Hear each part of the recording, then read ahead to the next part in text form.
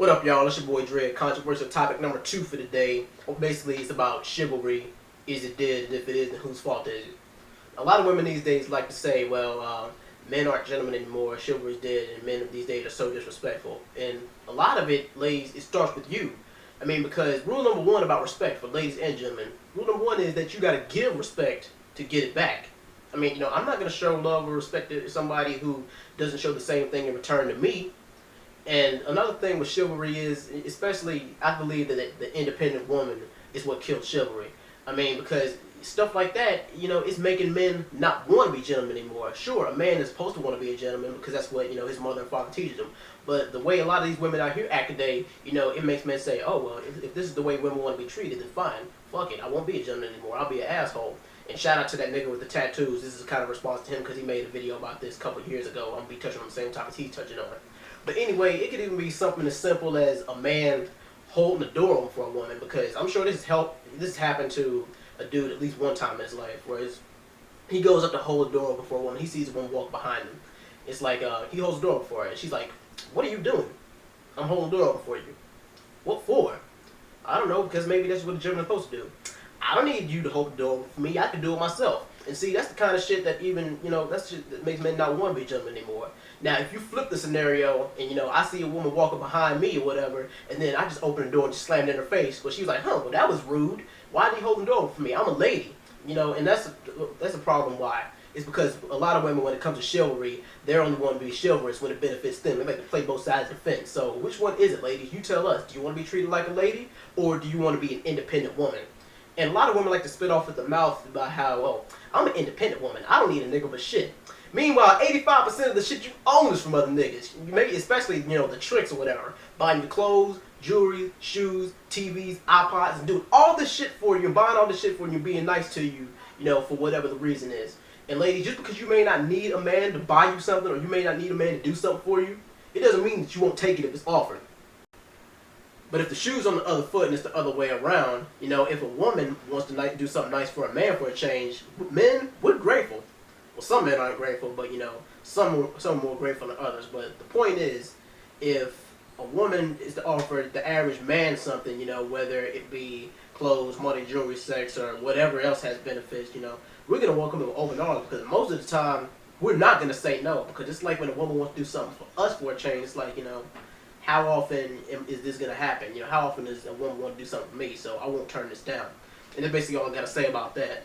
And as far as women saying, oh, I don't need a man, men aren't shit, I don't need a man to do this for me because men ain't nothing but drama and bullshit and heartache, and I should listen to my mama and blah, blah, blah, blah, blah, blah. Ladies, cut that shit out. It's bullshit.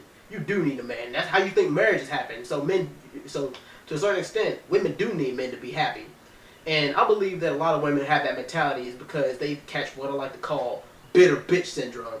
And basically what that is women who date a whole bunch of thugs and assholes, the kind of guys that they choose to date end up doing it wrong so many different times at the point where they get bitter and then just take it out on every single man that they see.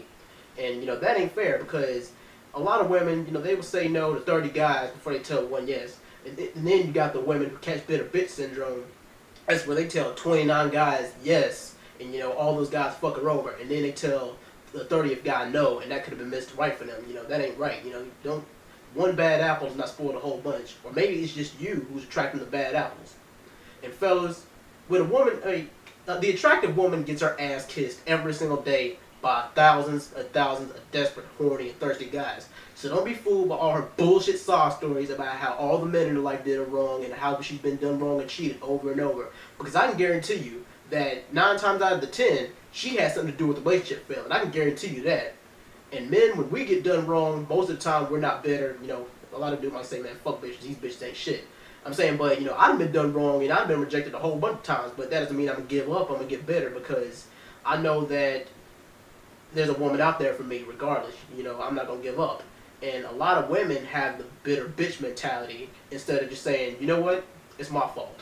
I made a bad choice, I made a mistake, and I'm going to do what I can to fix it. Because, that's the same mentality that I got, I know that if it's a woman who didn't want me, I say, you know what, if she didn't want me, it's her loss. There's a woman out there who will. There's a woman who I'm looking for right now who's out there who's got all the qualities that I want and then some, you know. And I live in the United States because a lot of women over here in the U.S., they like to throw men under the bus saying, oh, well, American men are the most disrespectful to women.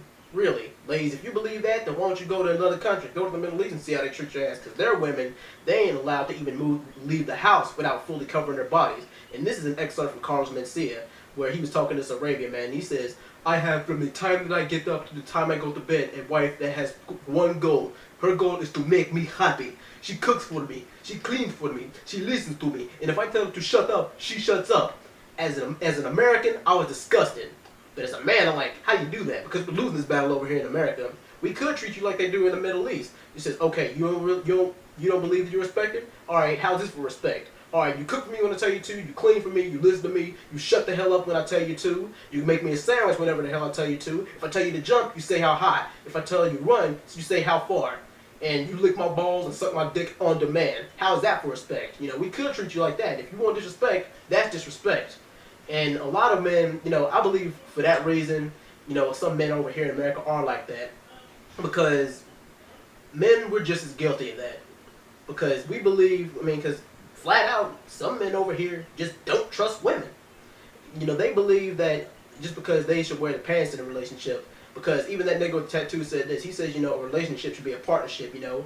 I'm the spotter. Well, you know, I'm the weightlifter. You're the spotter. I'm Batman. You're Robin. I'm the conductor of the train. You're the passenger. And then a lot of women want to say, well, why can't I be the leader? Why do I have to be the tag team partner?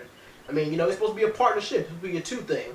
But then you have men who don't trust women who say, well, you need to submit to me. I'm the leader of this train. You know, I'm the one who's in charge. And, you know, some men believe that, oh, well, if she's a defiant, then she's not a submissive woman. And if she's not a submissive woman, then she can't be trusted. You know, that's a man's insecurity. And that's one reason why that we're just as guilty for the death of chivalry, you know, among many others.